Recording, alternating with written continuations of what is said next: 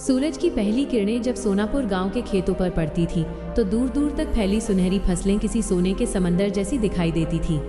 लेकिन इसी गांव के एक कोने में रहने वाला किसान रघुनाथ अपनी टूटी हुई झोपड़ी के बाहर बैठा आसमान को निहार रहा था। उसके चेहरे पर चिंता की गहरी लकीरें थीं। पिछले 2 वर्षों से उसकी फसल या तो सूखे में जल गई थी या बाढ़ में बह गई थी। कर्ज इतना बढ़ चुका था कि गांव के साहूकार ने साफ कह दिया था कि अगर इस बार भी फसल नहीं हुई तो उसकी जमीन छीन ली जाएगी। रघुनाथ की पत्नी गीता सुबह सुबह चूल्हे पर रोटी बना रही थी।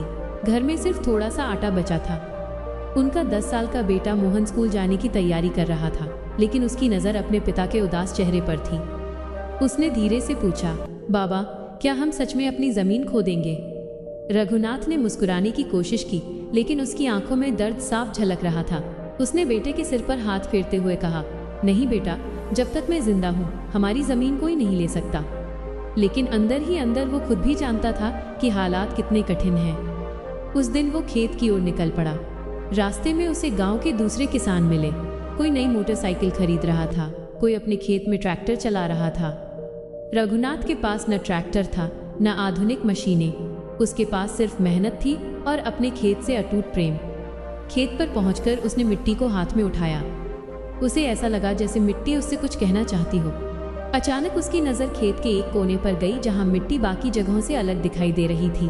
वहां घास भी ज्यादा हरी थी। उसने उस हिस्से को ध्यान से देखा और मन ही मन सोचने लगा कि आखिर इस जगह में ऐसा क्या खास है। शाम को घर लौटते समय उसे सड़क किनारे एक बूढ़ा आदमी मिला। उसकी लंबी सफ़ेद दाढ़ी थी और आंखों में अजीब सी चमक थी। बूढ़े ने पूछा, क्यों किसान, बहुत परेशान लग रहे हो? रघुनाथ ने अपनी सारी परेशानी उसे बता दी। बूढ़ा मुस्कुराया और बोला, कभी कभी समस्या का समाधान वहीं छिपा होता है जहां हम सबसे कम खोजते हैं। अपनी मिट्टी को समझो, वह तुम्हें रास्ता दिखाएगी। यह कहकर वो आगे बढ़ गया। रघुनाथ पूरी रात उस बात के बारे में सोचता रहा। अगले दिन उसने अपने खेत की मिट्टी के अलग अलग हिस्सों को ध्यान से देखना शुरू किया। उसने गांव के कृषि केंद्र से जानकारी जुटाई।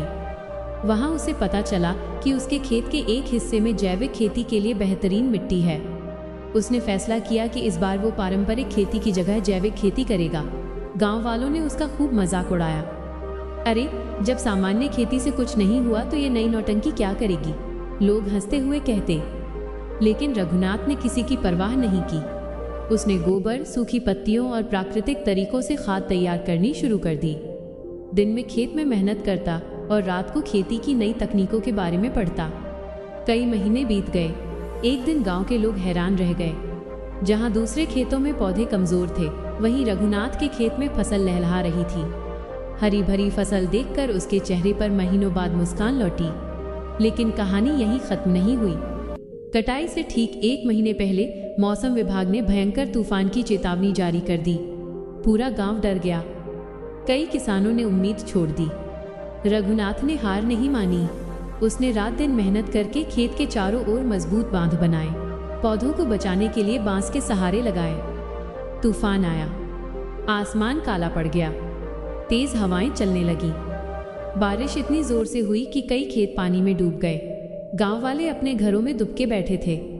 रघुनाथ पूरी रात खेत के पास खड़ा रहा। बारिश उसके शरीर को भिगो रही थी, लेकिन उसकी नज़र अपनी फसल पर थी। सुबह जब तूफान थमा तो पूरा गांव खेतों की ओर दौड़ा। कई किसानों की फसल बर्बाद हो चुकी थी, लेकिन रघुनाथ का खेत अभी भी खड़ा था। लोग हैरान रह गए। कुछ ही दिनों बाद फसल की कटाई शुरू हुई। इस बार उसकी उपज पिछले सभी वर्षों से दोगुनी थी। मंडी में उसकी जैविक फसल को सामान्य फसल से कहीं अधिक कीमत मिली।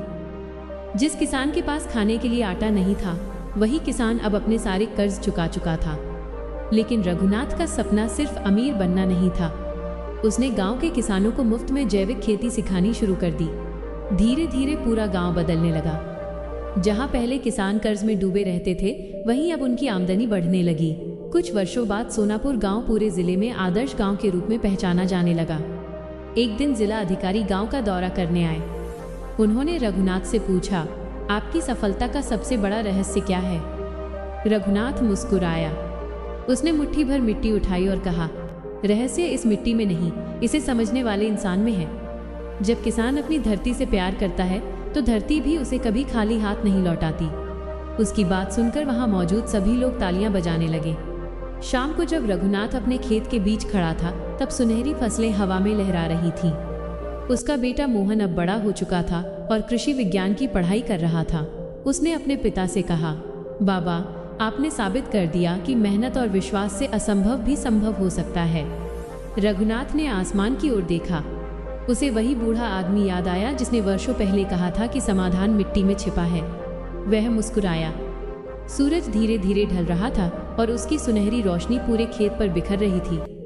ऐसा लग रहा था मानो धरती स्वयं अपने सबसे सच्चे बेटे का सम्मान कर रही हो। उस दिन रघुनाथ सिर्फ एक सफल किसान नहीं था, वो लाखों किसानों की उम्मीद बन चुका था जो कठिनाइयों के बावजूद हार नहीं मानते। क्योंकि असली बादशाह वो नहीं होता जिसके पास सोना चांदी हो, बल्कि वो होता है जो अपनी मेहनत से मिट्टी में भी सोना उगा दे।